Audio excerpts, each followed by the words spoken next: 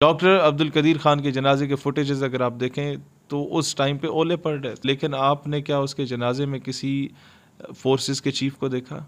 आपने इज़्ज़त देनी है उन अदाकाराओं को जिनके ठुमके अच्छे होते हैं, उनको आपने तमगा इम्तियाज़ दे देने, और जो लोग आपको एटमी कुव्वत बना के देते हैं उनको आप लोग नज़रबंद कर देते हैं और 4,500 रुपये सिर्फ उनका मुआवजा डिक्लेयर कर देते हैं। और वो AQ खान जो उससे सुहेल वड़ैच पूछता है कि कभी शायरी की है आपने, उसने कहा हाँ की है, तो कोई शेर तो सुनाए। तो उसने शेर सुनाया तो उसके बाद दूसरा शेर सुनने की सकत नहीं रही। उसने कहा गुजर तो गई है तेरी हयात कदीर, सितम ज़रीफ मगर कूफियों में गुजरी है। सर अगर देखा जाए हमारा जो पड़ोसी मुल्क है इंडिया, वो चांद पर चला गया, हम अभी भी वही की वही। उन्होंने सर वो चांद पे क्यों गया है? अब्दुल कलाम इंडिया का जो एटॉमिक साइंटिस्ट था, न्यूक्लियर साइंटिस्ट था, उसको कितना एजाज़ दिया गया। हमने डॉक्टर अब्दुल कदीर खान के साथ क्या किया? उसके जनाजे में मैं गया था और डॉक्टर अब्दुल कदीर खान के जनाजे में ये हुआ कि एक 17 ग्रेड का कोई भी ऑफिसर होता है ना, छोटा मोटा, तो वो भी अपने बच्चे की शादी कराना चाहे ना तो 1-2 घंटे आगे पीछे कर लेता है पहले से ही टाइम वेदर फोरकास्ट दे के। डॉक्टर अब्दुल कदीर खान का जनाजा 3-4 घंटे पहले अनाउंस किया गया कि 4 घंटे बाद जनाजा है, फैसल मस्जिद में जनाजा है, ताकि पूरा कौम उमट के ना आ जाए, जो पिंडी इस्लामाबाद के लोकल्स हैं वही पहुंच सके। और एन उस टाइम पे रखा गया जब बारिश नहीं थी, ओले पड़ रहे थे। डॉक्टर अब्दुल कदीर खान के जनाजे के फुटेजेस अगर आप देखें तो उस टाइम पे ओले पड़ रहे थे, लोग वहाँ खड़े नहीं हो पा रहे थे, और फिर भी पूरा शहर उमड़ आया था। लेकिन आपने क्या उसके जनाजे में किसी फोर्सेस के चीफ को देखा? आपने उसके जनाजे में सदर मुमलिकत को देखा, वज़ीर आज़म को देखा, किसी वज़ीर मशीर को देखा? किसी को नहीं देखा। क्यों? क्योंकि आज अगर हम लोग आज़ाद फ़िज़ा में सांस ले रहे हैं ना, तो इसमें AQ खान का किरदार है और हुकूमत में सारे ग़ुलाम बैठे हुए हैं। और उस वक़्त हुकूमत इमरान खान की थी, तो जो हाल आज नवाज शरीफ ने किया यही इससे पहले उसने किया था। वो फ़र्क सिर्फ इतना है कि खान ने कम तबाही की थी, इसने ज़्यादा तबाही की है।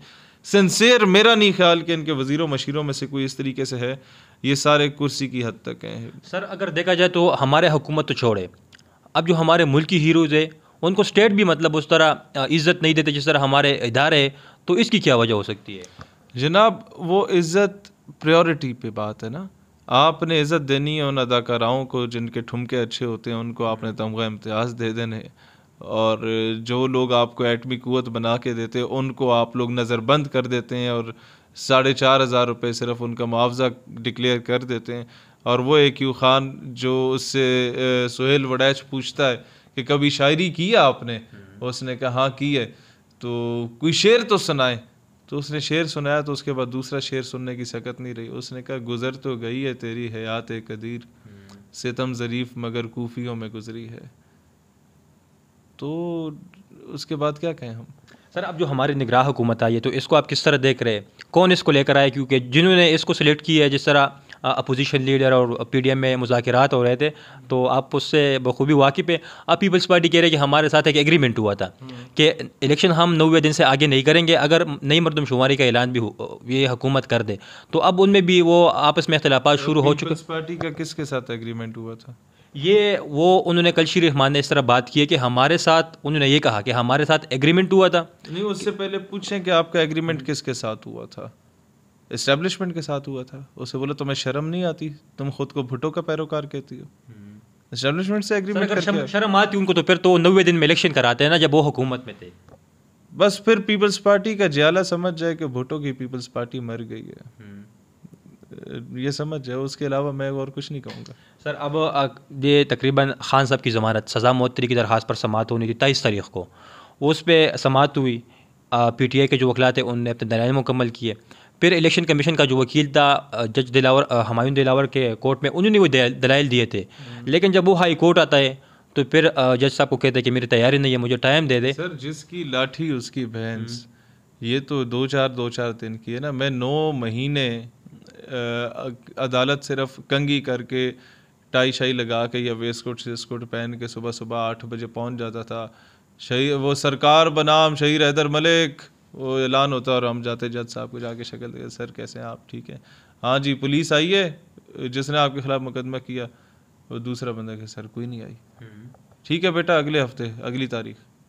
9 महीने में तारीख पे तारीख लेते रहा हूँ दहशत गर्दी के मुकदमे में। वो तो खैर खारिज हो गया। उसके बाद 505B मेरे ख्याल इश्तियाल अंगेज़ी के केस का, वो भी उसके साथ ही इन्होंने तोना हुआ था।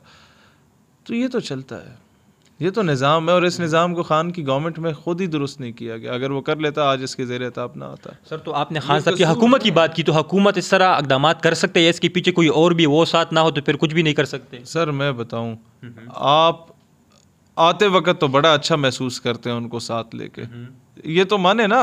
बिल्कुल ऐसा ही है। आते वक्त आपको पता है कि बलूचिस्तान अवामी पार्टी किसकी राखेल है, आपने एक्सेप्ट किया, वाह। आपको पता है शाहज़ैन बुगटी किसने आपको तोहफे में दिया, आपने कहा ओ जी मोस्ट वेलकम। आपको पता है MQM किसने आपको तोहफे में दिया, आपने कहा जी मोस्ट वेलकम। आपको पता है ये गुजरात के चौधरी आपको किसने तोहफे में दिया, आपने कहा ओ जी मोस्ट वेलकम। एंड पे जब ये सारे आपको छोड़ के चले गए, फिर आप कहते हैं तो बड़ा गलत हो गया। उस वक्त इग्नोर करते कि मैं 5 साल और वेट करूंगा, लेकिन मांगे तांगे की हुकूमत नहीं करना चाहता। आप समझ रहे हैं मेरी बात को?